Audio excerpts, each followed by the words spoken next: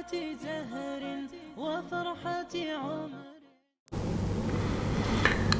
بسم اللہ الرحمن الرحیم نحمدہ ونصلی علی رسولہ الکریم. دو اہم غزوات، ایک کو آپ غزوہ حنین کہہ لیں، غزوہ اوطاس یا غزوہ طائف، اور اس کے بعد غزوہ تبوک. ان دو پر انشاءاللہ آج گفتگو ہوگی، اور یہ تاریخ اسلام کی بہت بڑی کامیابیاں تھیں جو فتح مکہ کے فوراً بعد مسلمانوں کو نصیب ہوئی. آپ نے یہ پہلے پڑھ لیا ہے کہ مکہ کے قریب طائف تھا. طائف کا نام آپ نے کم از کم 2 دفعہ سنا.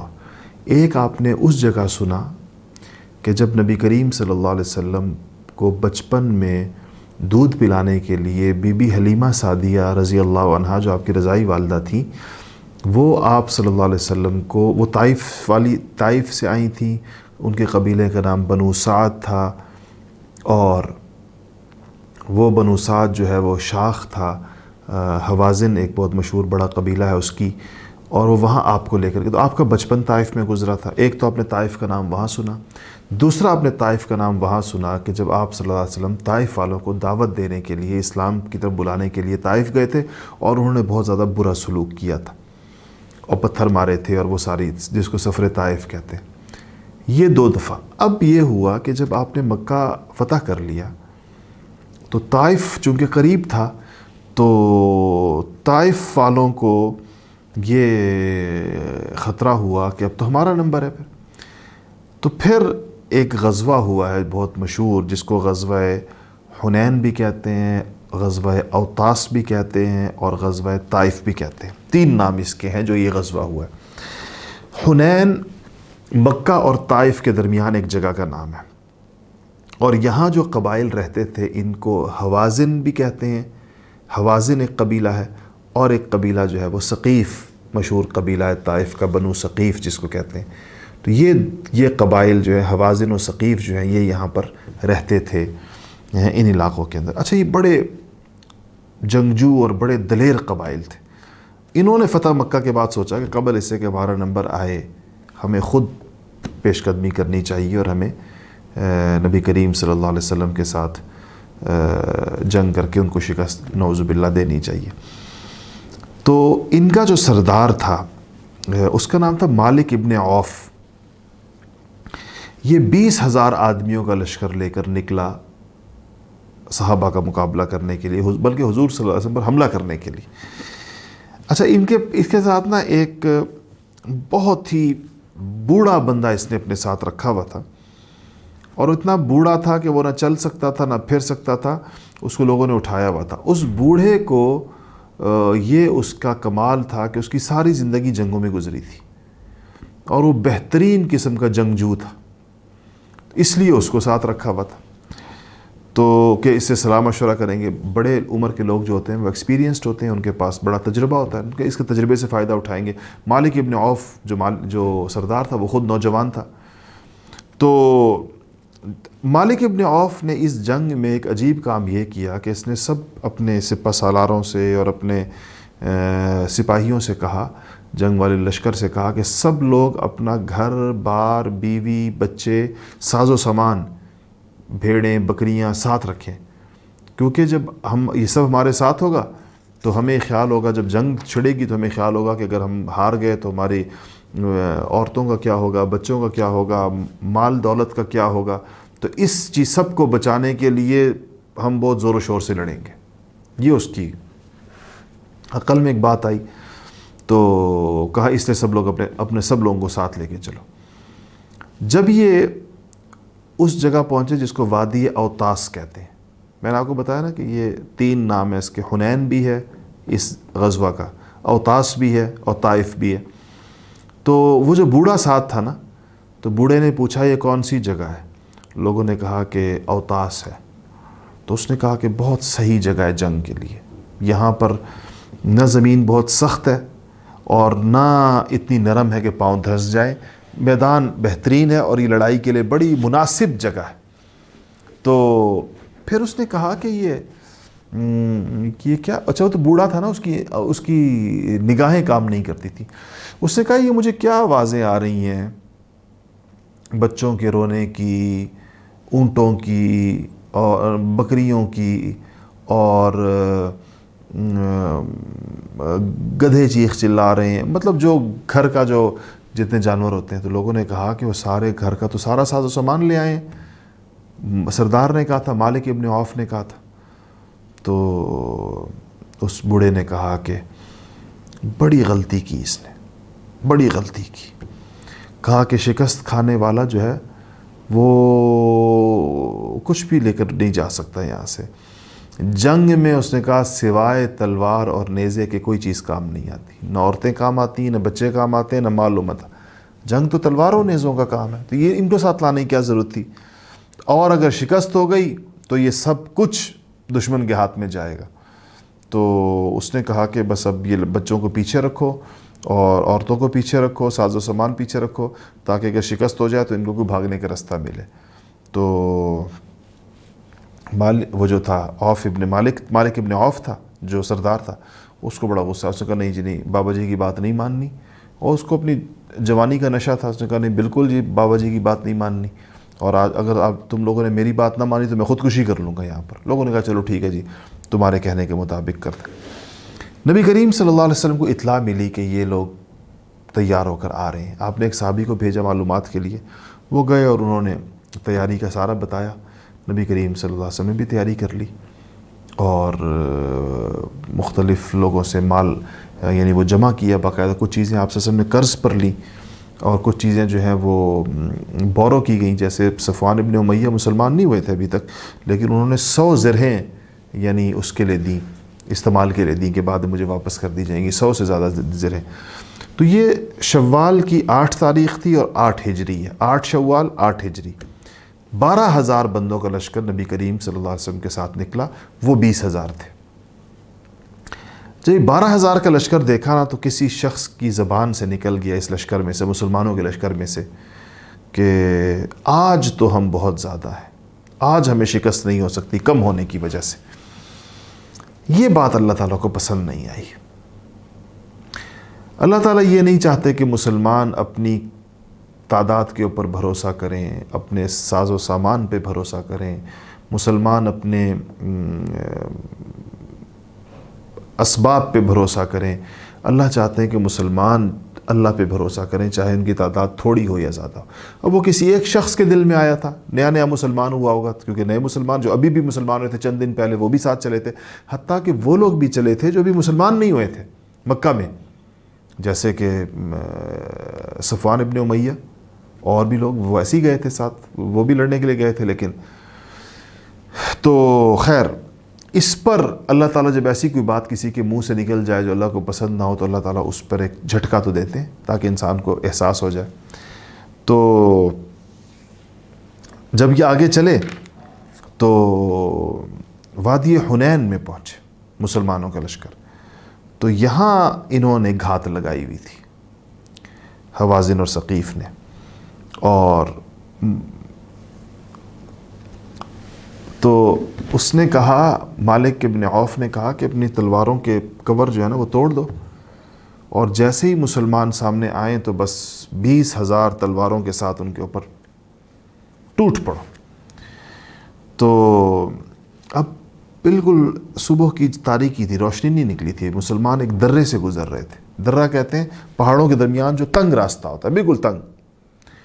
تو جیسے ہی ادھر سے گزرنے لگے مسلمان، اب ان کو اندازہ ہی نہیں تھا کہ لوگ یہاں بیٹھے ہوئے بہت سارے درے میں سے. اچانک یہ حملہ ہو گیا. یہ حملہ جو ہوا تو ایسی بھگدڑ مچ گئی. اتنا اچانک تھا، ٹائم بھی ایسا تھا کہ نبی کریم صلی اللہ علیہ وسلم کے ساتھ حضرت ابوبکر، سیدنا ابوبکر صدیق، حضرت عمر فاروق، حضرت علی، حضرت عباس اور اسامہ بن زید، یہ لوگ رہ گئے. اور حضرت ابوبکر نے، حضرت عباس نے آپ کی سواری کی لگام پکڑی ہوئی تھی. اور تو یہ جو کچھ لوگ تھے لشکر میں جو نئے جو مسلمان نہیں ہوئے تھے اور ویسے ہی ساتھ آئے تھے، ان کو بھی تھوڑی خوشی محسوس ہونے لگی کہ شاید مسلمانوں نے شکست کھا لی ہے، پھر تو سارا مکہ بھی ان کے ہاتھ سے نکل جائے گا، تو سارے یہاں پر ہیں، مکہ ہمیں واپس مل جائے گا، وہ جو کافر ساتھ آئے تھے بعض ان میں سے۔ تو اب جب یہ سب وہ پھیل گئی، کیا کہتے ہیں اس کو، افراتفری مچ گئی، تو آپ نے فرمایا 3 دفعہ آواز دی کہ لوگو ادھر آؤ، میں اللہ کا رسول ہوں، انا النبی لا کذب، انا ابن عبد المطلب، انا النبی لا کذب، انا ابن عبد المطلب۔ آپ نے کہا کہ میری طرف آؤ، میں سچا نبی ہوں، انا النبی لا کذب، میں سچا نبی ہوں، انا ابن عبد المطلب، میں عبد مطلب کا بیٹا ہوں، اور مطلب یہ کہ میری طرف تم لوگ آؤ۔ تو اس کے بعد حضرت عباس کی آواز اونچی تھی، انہوں نے آواز دی، یا معشر الانصار، اے انصار والو، اے درخت کے نیچے نبی کریم صلی اللہ علیہ وسلم سے بیعت کرنے والو، بیعت رضوان کی طرف اشارہ کیا جو صلح حدیبیہ میں ہوئی تھی، کہ او درخت کے نیچے بیعت کرنے والو، او انصار ادھر آؤ۔ بس یہ آواز جو پہنچی، وہ جو تتر بتر لشکر ہو گیا تھا، ایک دم یہ پروانے جمع ہو گئے سارے، اور جمع ہو کر اکٹھے آ کر حضور کے ساتھ جم گئے۔ آپ نے ایک خاک کی مٹھی میں خاک لی اور آپ نے پھینکی کافروں کی طرف، شاہت الوجوہ، اور یہ چہرے برباد ہو گئے، یہ کہہ کر آپ نے پھینکی۔ ایک اور روایت میں کہ آپ نے کہا کہ ان ہزموا ورب محمد، آپ نے کہا کہ رب محمد کی قسم انہوں نے شکست کھائی۔ اور بس یہ جب آپ نے پھینکی تو بس اس کے بعد گویا کہ بس پائی۔ حضرت جبیر ابن مطعم رضی اللہ تعالیٰ نے ایک عجیب بات بیان فرماتے ہیں۔ حضرت جبیر ابن مطعم رضی اللہ تعالیٰ فرماتے ہیں کہ جب یہ شکست ہو رہی تھی حوازن کو اور ثقیف کو، تو میں نے دیکھا کہ ایک آسمان سے ایک سیاہ چادر آ کر اتری، اور یہ چادر وہ سیاہ چادر جو آسمان سے آئی ہے، ہمارے اور دشمن کے درمیان آ کر زمین پر پھیل گئی، اور کہتے ہیں کہ اس میں سے سیاہ چونٹیاں نکلی، اور وہ چونٹیاں اس پوری وادی میں پھیل گئیں، وادی حنین کے اندر۔ کہتے ہیں کہ حضرت جبیر کہتے ہیں کہ مجھ کو ان چونٹیوں کے بارے میں ذرا سا بھی شک نہیں ہوا کہ یہ فرشتے تھے، چونٹیوں کی شکل میں آئے تھے۔ ہو سکتا ہے کہ بعد میں ان سے کچھ اور بن گیا ہو، لیکن کہا کہ چادر آئی نیچے زمین پر، ہمارے اور دشمن کے درمیان کالی چادر تھی، اور اس سے چونٹیاں نکلی بے شمار، بہت زیادہ۔ اچھا، یہاں تو اب جب یہ ہوا تو مسلمان زبردست لڑے، شکست ہو گئی کافروں کو، اور ان کا جو سردار تھا مالک ابن عوف، وہ بھاگا اور سیدھا طائف جا کر پہنچا۔ یہ یہاں سے نکلا حنین سے اور اوتاس سے، اور اوتاس سے تو یہ لوگ آگے آ چکے تھے۔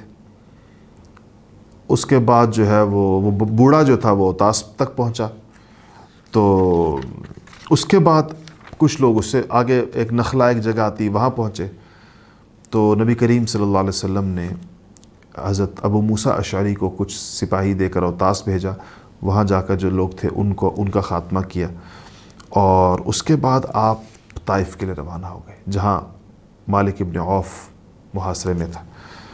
اور آپ نے کہا کہ جو یہاں، اچھا یہ لوگ جب بھاگے تو ان کے بیوی بچے مال عیال جانور سب یہیں رہ گئے، وہ تو نہیں بھاگ سکتے تھے، تو یہ سارے کے سارے قیدی ہو گئے، اور سب کا سب مال غنیمت جمع ہو گیا۔ تو آپ نے طائف پہنچے تو وہاں وہی جو سردار بھاگا تھا یہاں سے مالک ابن عوف، اس کے پاس طائف میں ان کے پاس بہت بڑا قلعہ تھا، اس قلعے میں یہ کئی سال کا سامان لے کر قلعہ بند ہو گئے کہ بس ہم قلعے سے باہر نہیں نکلیں گے۔ تو یہاں پہنچ کر حضور نے اس کا محاصرہ کر لیا طائف کا، اس کو محاصرہ طائف بھی کہتے ہیں۔ اور وہ جو منجنیق جس کو کہتے ہیں، جو اس زمانے کی توپ تھی جس سے بڑے بڑے پتھر فائر کیے جاتے تھے، اس کے ذریعے سے اس قلعے کے اوپر پتھر مارے گئے، اور ان لوگوں نے یہ کیا تھا کہ ان لوگوں نے قلعے کی دیوار کے اوپر تیر انداز بٹھائے ہوئے تھے، ان تیر اندازوں نے ایسے تاک تاک کے نشانے مارے کہ 12-14 مسلمان شہید ہو گئے اس سے۔ تو لیکن بہرحال مسلمانوں نے پھر قریب کی اپنی توپ اور قلعے کی دیوار میں پتھر مارنے چاہے تو ان لوگوں نے لوہے کی گرم سلاخیں تیر میں رکھ کے برسانی شروع کر دیں. مسلمانوں کو پھر پیچھے ہٹنا پڑا. تو اس کے بعد آپ صلی اللہ علیہ وسلم نے خواب دیکھا. آپ نے خواب یہ دیکھا کہ ایک دودھ کا پیالہ ہے جو آپ کو پیش کیا گیا. تو جب وہ پیالہ آپ نے پکڑ لیا تو ایک مرغے نے آ کر اس دودھ کے پیالے میں چونچ ماری جس سے وہ پیالہ گر گیا, دودھ بہہ گیا. تو آپ نے اپنا خواب حضرت ابوبکر صدیق رضی اللہ تعالیٰ عنہ سے بیان کیا کہ میں نے یہ خواب دیکھا. تو حضرت ابوبکر نے فرمایا کہ یا رسول اللہ, اسے لگتا ہے کہ یہ قلعہ بھی فتح نہیں ہوگا. تو پھر آپ نے ایک بہت ہی جنگوں کا جو تجربہ کار بندہ ہوتا ہے, بڑے سمجھدار ہوشیار, ان کو بلایا, کہا کہ آپ کی کیا رائے ہے. تو نوفل نام تھا ان کا, نوفل بن معاویہ. تو انہوں نے کہا کہ یہ بس یہ جو قلعہ ہے اس کی مثال ایسے ہے کہ لومڑی اپنے سوراخ کے اندر ہے, تو اگر ہم لوگ کھڑے رہیں گے تو بالآخر نکلیں گے یہ لوگ, اور اگر ہم ان کو چھوڑ دیتے ہیں تو کہیں بھاگ نہیں سکتے یہ لوگ. طائف والے اب اس پوزیشن میں نہیں کہ آ کر مکہ میں ہم پر حملہ کریں گے. تو حضرت عمر رضی اللہ تعالیٰ, نبی کریم صلی اللہ علیہ وسلم نے واپسی کا فیصلہ فرما لیا, ان کو ادھر ہی چھوڑ دیا.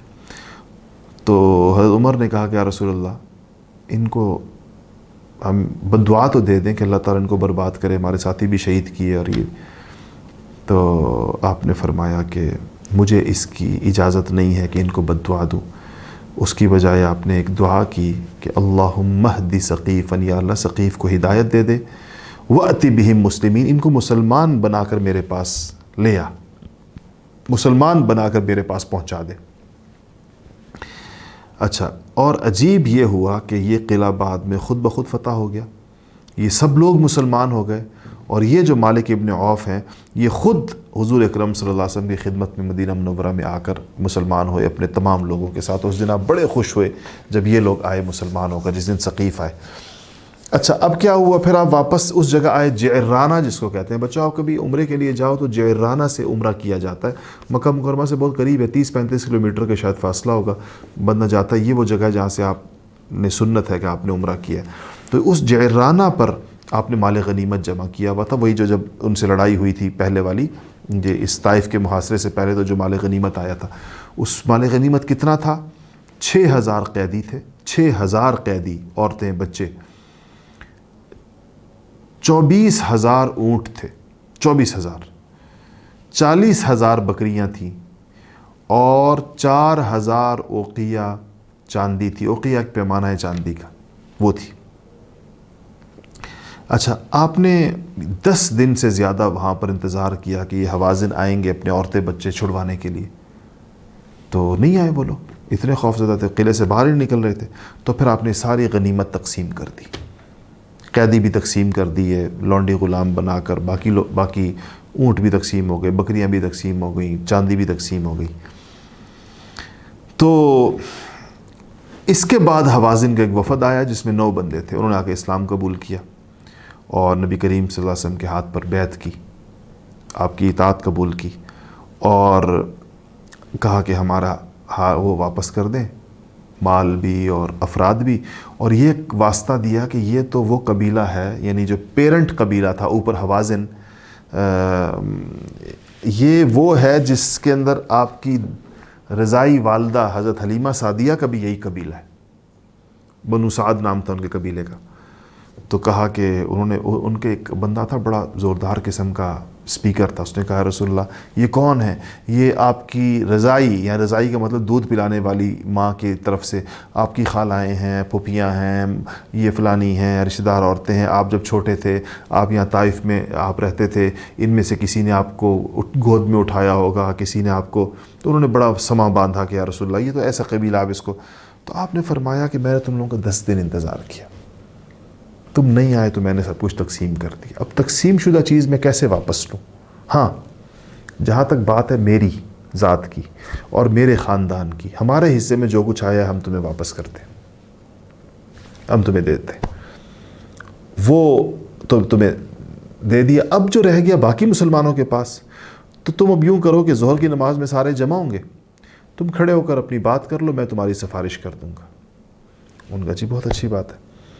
جب ظہر کی نماز کے بعد یہ حوازن والے کھڑے ہو گئے، یہ 9 بندے آئے تھے، انہوں نے تقریریں کی، زبردست قسم کی، مسلمانوں کو خوب واسطے کیے کہ خدا کے لیے ہمارے قیدی واپس کر دو، ہمارے ذکر۔ تو جب وہ اپنی تقریریں کر کے فارغ ہو گئے تو آپ صلی اللہ علیہ وسلم کھڑے ہو گئے۔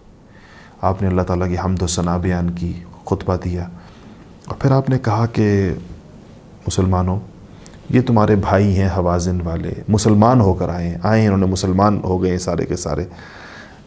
میری ذات اور میرے خاندان کو غنیمت میں سے جو کچھ ملا تھا میں نے ان کو واپس کر دیا، اور میرا دل چاہتا ہے کہ باقی مسلمان بھی ان کے قیدی واپس کر دیں۔ جو شخص اپنی خوشی سے، دل کی خوشی سے واپس کرے گا تو بہت اچھی بات ہے، اور جو واپس نہ کرنا چاہے، معاوضہ لینا چاہے، تو میں اس کو معاوضہ دے دیتا ہوں۔ تو میں معاوضے کے لیے تیار ہوں۔ صحابہ کہاں حضور سے معاوضہ لیتے تھے، صحابہ نے تو اپنی جانیں دی ہوئی تھی۔ صحابہ نے سنا حضور کی خواہش ہے کہ ہم واپس کر دیں، ان کو دے دیں 6000 قیدی ان کے۔ ایک ہی لمحے میں سارے قیدی صحابہ نے آزاد کر دی۔ 6000 قیدی ایک سیکنڈ میں آزاد ہو گئے۔ تاریخ انسانی میں ایسا کبھی نہیں ہوا ہوگا۔ کسی نے نہیں کہا کہ یا رسول اللہ مجھے تو معاوضہ دے دیں۔ تو اچھا، انہی قیدیوں میں نا حضور کی رضائی بہن شیمہ بھی آئی تھی۔ ہمارے ہاں جو نام آج کل لوگ نہیں رکھتے شیمہ کے نام سے، شیمہ، یہ اصل میں شیمہ ہے۔ تو شیمہ بھی آئی تھیں، پہچانی تو نہیں گئی، ظاہر بات ہے، حضور نے تو صرف 4-5 سال زندگی کے پہلے 4-5 سال وہاں گزارے تھے۔ تو وہ حضور کے پاس آئی اور کہنے لگی کہ میں شیمہ ہوں اور میں آپ کی بہن ہوں اور حلیمہ سعدیہ کی بیٹی ہوں۔ تو آپ نے بڑا اکرام کیا اور کہنے لگیں کہ میں جب آپ کو بچپن میں اٹھاتی تھی، وہ بڑی عمر کی تھی، آپ چھوٹے تھے، تو کہا کہ آپ نے مجھے کاٹا تھا، ایک جگہ سے بچہ چھوٹا کاٹتا ہے، اور اتنا زیادہ کاٹا تھا زور سے کہ اس پہ نشان پڑ گیا، میرے جسم پر پڑ گیا تھا، ابھی بھی ہے۔ تو انہوں نے اپنے ہاتھ یا کسی جگہ پر وہ دکھایا کہ یہ آپ کے دانتوں کا نشان ہے جو آپ نے مجھے بچپن میں کاٹا تھا۔ آپ نے چادر بچھائی، آپ کی آنکھوں میں آنسو آ گئے اور آپ روئے ان کو دیکھ کر کہ یہ میری رضائی بہن ہے، حالانکہ آپ پہچانتے نہیں تھے۔ اور اس کے بعد آپ نے کہا کہ آپ اگر میرے پاس رہنا چاہیں تو آپ کو پورے عزت و احترام سے رکھوں گا، اگر آپ نے گھر جانا چاہیں تو آپ کو واپس پہنچا دیتا ہوں۔ کہ نہیں، میں گھر جانا چاہتی ہوں۔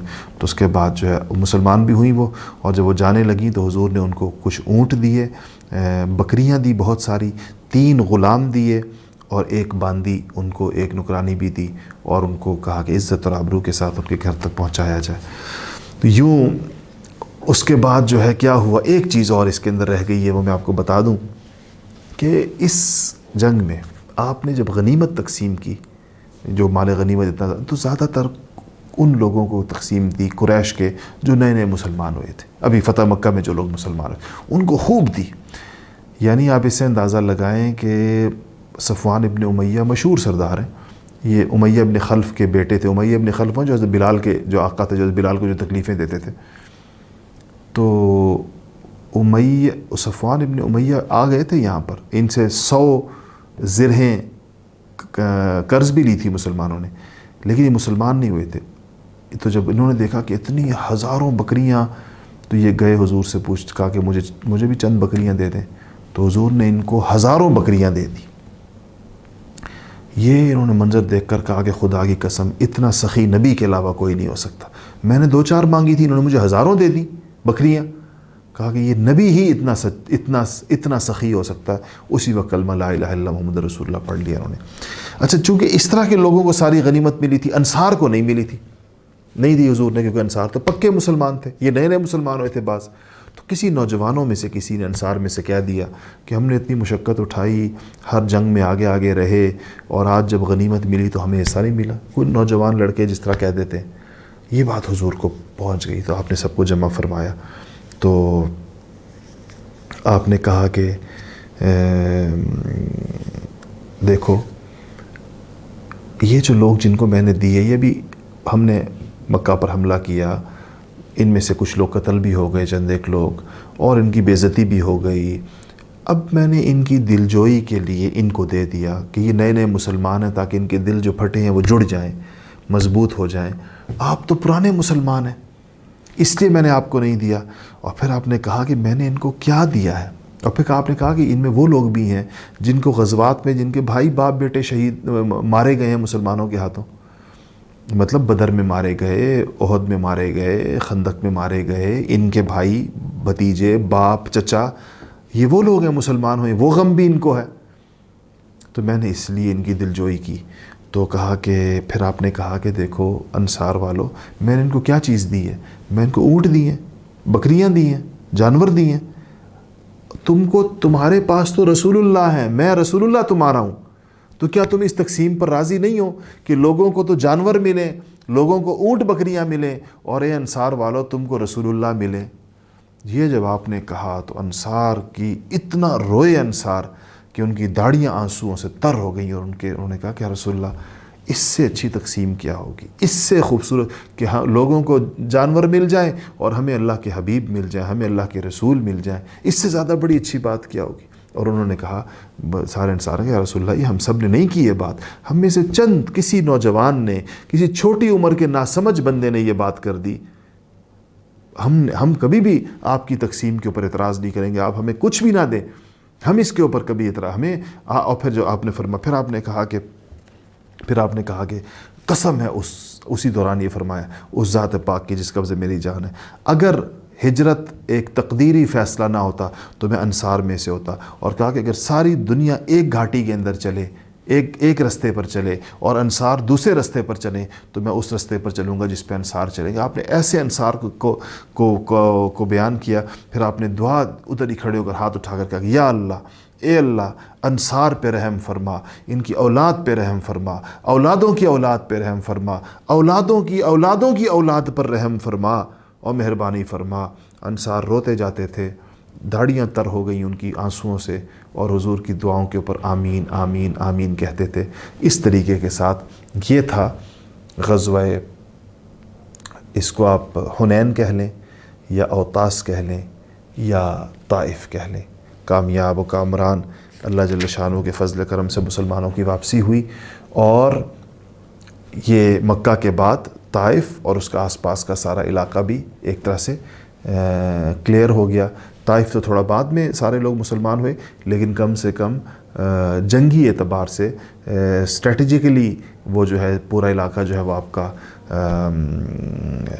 ایک طرح سے وہ کنٹرول میں آ گیا، سارا کا سارا مسلمانوں کی حکومت میں آ گیا۔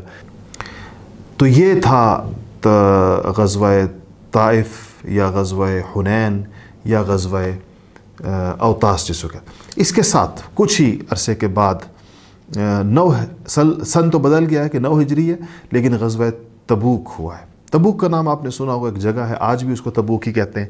اور یہ غزوہ ہوا، کیا اس میں کیا چیز سامنے تھی؟ ہرقل کو یعنی قیصر کو کسی نے کہا کہ لکھ کے بھیجا کہ محمد صلی اللہ علیہ وسلم کا، نبی کریم صلی اللہ علیہ وسلم کا وصال ہو گیا، اور لوگ وہاں پر مکہ میں قحط سے بھوکے مر رہے ہیں، تو یہ بڑا بہترین موقع ہے رومیوں کے لیے کہ وہ عرب پر حملہ کر دیں۔ تو اس نے تیاری کا حکم دیا اور 40,000 کا لشکر جرار اس نے تیار کر لیا۔ اچھا، شام سے کچھ تاجر آیا کرتے تھے جو زیتون کا تیل بیچتے تھے مکہ میں آ کر، تو ان کے ذریعے نبی کریم صلی اللہ علیہ وسلم کو مکہ نہیں، معذرت یہ جملہ دوبارہ بول رہا ہوں، شام سے کچھ تاجر آتے تھے مدینہ منورہ جو زیتون کا تیل بیچا کرتے تھے، زیتون کے تیل کے تاجر تھے، شام سے مدینہ اپنا مال لے کر آتے تھے۔ ان تاجروں نے کے ذریعے خبر آئی نبی کریم صلی اللہ علیہ وسلم کو کہ قیصر ایک بہت بڑے لشکر کے ساتھ نکلا ہے، اور اس کا جو مقدمہ، جو لشکر کے آگے کا حصہ ہوتا ہے اس کو مقدمۃ الجیش کہتے ہیں، وہ بلقاء ایک جگہ ہے تو شام ہی میں، اس کا ذکر پہلے بھی گزرا ہے خطوط کے اندر، وہاں تک پہنچ گیا ہے، اور ہرقل نے اپنے فوجیوں کو سال بھر کی تنخواہیں بھی دے دی ہیں، اور بڑے بڑے اس کے ساتھ نکل چلے۔ نبی کریم صلی اللہ علیہ وسلم نے صحابہ کو کہا تیاری کریں، مدینہ پہنچ چکے تھے نبی کریم صلی اللہ علیہ وسلم، واپس مکہ سے حنین بھی ہو گیا ہے اور فتح مکہ بھی ہو گیا۔ عجیب یہ کہ ابھی سفر بہت لمبا تھا کیونکہ شام جانا تھا جہاں پر بھی جنگ ہوتی، اور سفر لمبا اور انتہائی قحط سالی تھی اس وقت کے اندر مدینہ منورہ میں، انتہائی گرمی اور قحط سالی۔ اب جو منافق تھے نا ان سے تو یہ جنگ نہیں ہو رہی تھی، کچھ نے کہا گرمی بہت زیادہ ہے، قرآن شریف میں نا لا تنفروا فی الحر کہ گرمی میں مت نکلو، کچھ نے کہا کہ جی ہماری تو قحط سالی تھی، پہلے بھی حالات خراب رہے، ہم مکہ گئے ہوئے تھے اور یعنی وہ مسلمان سفر پہ تھے، اب تو کھجوریں پک گئی ہیں، یہی ہماری آمدن کا ذریعہ ہے، پکی ہوئی کھجوریں چھوڑ کے جانا پڑے گا۔ اللہ تعالیٰ نے ہر قسم کی آزمائش کو یا کہ اکٹھی کر دی تاکہ اہل ایمان کا امتحان ہو جائے۔ کھجوریں پکی ہوئی ہیں، موسم انتہائی گرم ہے اور سفر بہت لمبا ہے اور پیسے نہیں ہیں، ایک قسم کی معاشی بدحالی تھی بہت زیادہ۔ آپ صلی اللہ علیہ وسلم نے صحابہ سے کہا کہ تیاری کرو، آپ نے کھڑے ہو کے بیان کیا اور کہا جو کچھ لا سکتا ہے لے آئے۔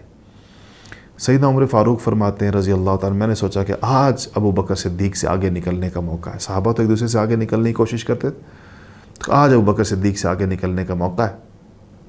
تو حضرت عمر فاروق نے اپنے گھر کا آدھا سامان آدھا چھوڑ دیا، آدھا لے کر آئے تو ابو بکر صدیق پہلے سے وہاں بیٹھے تھے اور دیکھا کہ ابو بکر صدیق اپنے گھر کا سارا سامان لے کر آئے، کچھ چیز گھر میں نہیں چھوڑی۔ حضور نے پوچھا ابو بکر گھر میں کیا چھوڑا؟ کہا اللہ اور اس کے رسول کا نام چھوڑا اور کچھ نہیں چھوڑا۔ اس لیے ابو بکر صدیق کو کوئی نہیں پہنچ سکا ساری زندگی۔ حضور نے جب مسجد میں بیان کیا تو آپ نے کہا کہ کون کیا دے گا؟ سیدنا حضرت